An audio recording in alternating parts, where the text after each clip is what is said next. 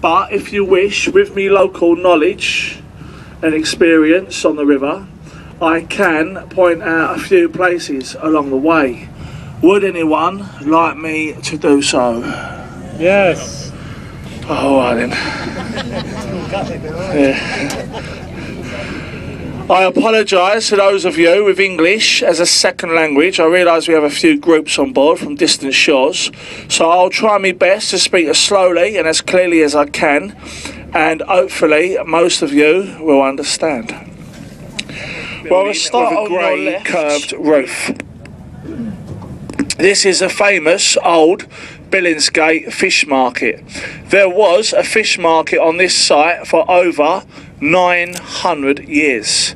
This broke tradition in 1982 when the fish market moved further downriver to larger premises near Canary Wharf.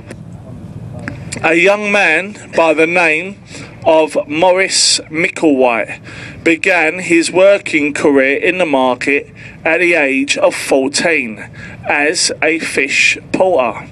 He never liked his name nor his career, and he changed them both. Does anyone know what to? Chamberlain. Michael Caine.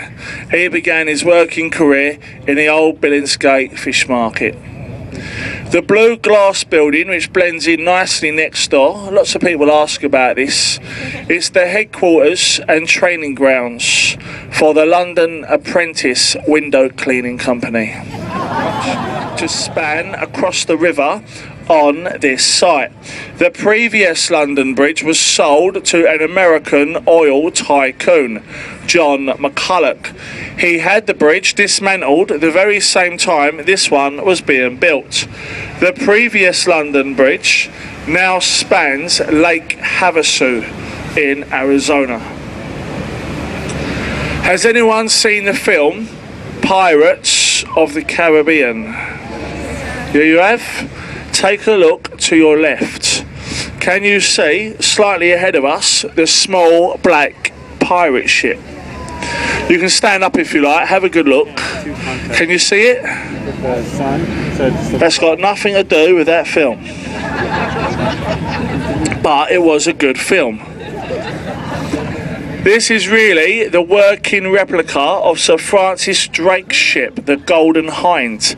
This vessel was built in Appledore, Devon, 1973. Since then, it has been around the world on the exact same voyage twice. It is now permanently moored in that little dock and open as a on the face. This is now the London offices for the Financial Times newspaper company. When they were digging the foundations for this building, they found the charred remains of the original Globe Theatre. It is believed that the original Globe Theatre once stood on that site to your left. Through the bridge on your left, you are looking for a white circular building with a thatched roof. This is the exact replica of William Shakespeare's Globe Theatre. This was a childhood dream of an American film producer, Sam Wanamaker. Sadly, Sam passed away 2 years before the completion of this theatre, and the project was seen through by his daughter, Zoe Wanamaker. During the summer months, May to October, they reenact all of Shakespeare's plays in the old traditional way. They do not use any stage lighting or sound amplification, and this is an open-air theatre, hence why they only perform during the summer months. There's many of the good Shakespearean plays they perform in here, like Romeo and Juliet, and all the other good ones. They're in here. Next power station. In the year 2000, this was converted at great cost to become the Tate Modern Art Gallery. If you like modern art, that is the place for you. On your right, we have St. Paul's Cathedral, Christopher Wren's masterpiece. This stands 365 feet to the tip of the Golden Cross. It took 35 years to build, which commenced in 1675, to replace the previous St. Paul's that was destroyed in a Great Fire of London of 1666. The previous St. Paul's stood slightly taller than our present one today at 411 feet. Some bridges. Now the first one is the Blackfriars Railway Bridge. As you can see for yourselves, it is undergoing a lot of construction work. They are in the process of widening the bridge in preparation for the Olympic Games, which London will be hosting next year. The Olympic Games is costing us, the taxpayers, millions and millions of pounds, but you can't really put a price on 2 bronze medals, can you? Some strange red columns on stone pillars. These columns is all that remains from the St. Paul's Railway Bridge, which was owned by the London, Chatham and Dover Railway Company. And the last bridge is the Blackfriars Traffic Bridge, which was opened by Queen Victoria in 1869. With arched windows and a steep green roof. This is the old City of London School for Boys. A couple of our former MPs attended this school to gain their early education. It doesn't make it a bad school. Between those windows are 4 statues of other scholars that also attended this school.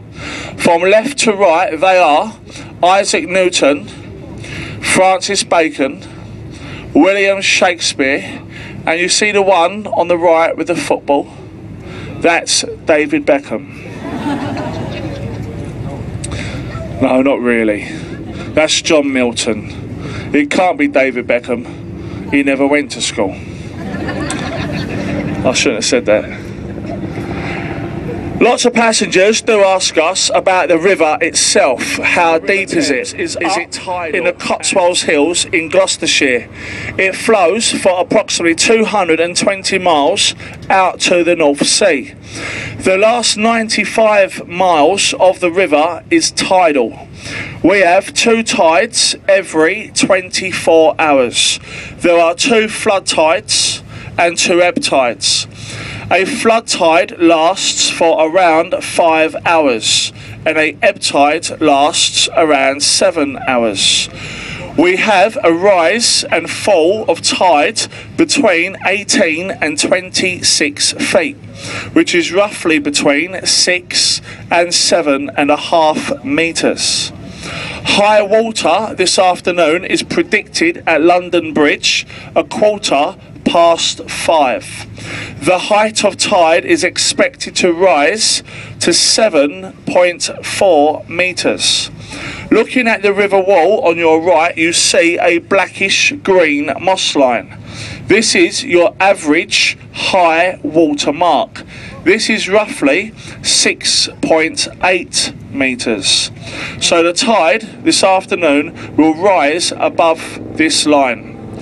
With the right weather conditions, a strong northeasterly wind and lots of land water coming down from the Cotswolds Hills, the tide can rise as much as 8 metres. Looking at the river wall again on our right, embedded in the river wall you see lions' heads. Can you see them? Yeah. An 8-metre tide will rise above the mouths of those lions. We also have a couple of sayings on the river, one of which, if the lions are drinking, then London is sinking. Our other saying, if the lions' heads are ducked, Then London is flooded. This is the Waterloo Road Bridge, fighting for king and country. So go on, girls, give yourselves a round of applause and a pat on the back. You built yourselves the longest road bridge we have in London. Well done, the girls. Well done. Looking back at the bridge, you can actually tell it was built by ladies. Look at the curves and the arches. What lovely curves. Ahead of us, we have the Hungerford Railway Bridge.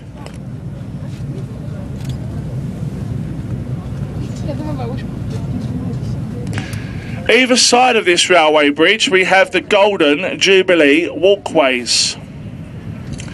These were added in 2002 to commemorate our Queen's Golden Jubilee. We also have a small tradition on the river. As we pass beneath these bridges, if you see anyone up there, give them a smile and a little wave. It is said if you can get anyone to wave back, it will bring you luck. So how you feeling? Sociable? I must warn you, not everyone does wave back. There's some right miserable gits in London. You might have to make a bit of a noise to get their attention. There's another bridge the other side as well, so keep waving. Hello! Give us a wave, you miserable gits. Did anyone wave back? They did, so I am glad, I am glad. They say if anyone waves back, it's 7 years of bad luck. I'm only joking. It is meant to be good luck, as this tends to keep their hands busy and it stops them throwing things down at us. We noticed a young boy up there, about 10 years old. As we got closer, he unveiled a McDonald's strawberry milkshake and he tipped it all over the boat. I thought it was the funniest thing I'd ever seen. Everyone was covered in strawberry milkshake. Is anyone going on the London Eye today? Yeah, a few of you. Okay. We'll take a look at the London Eye. Look down in the 4 o'clock position. Can you see the odd looking capsule? It looks a bit like a cage. See it? That's the one that fell off last week. Anyone still going on the London Eye?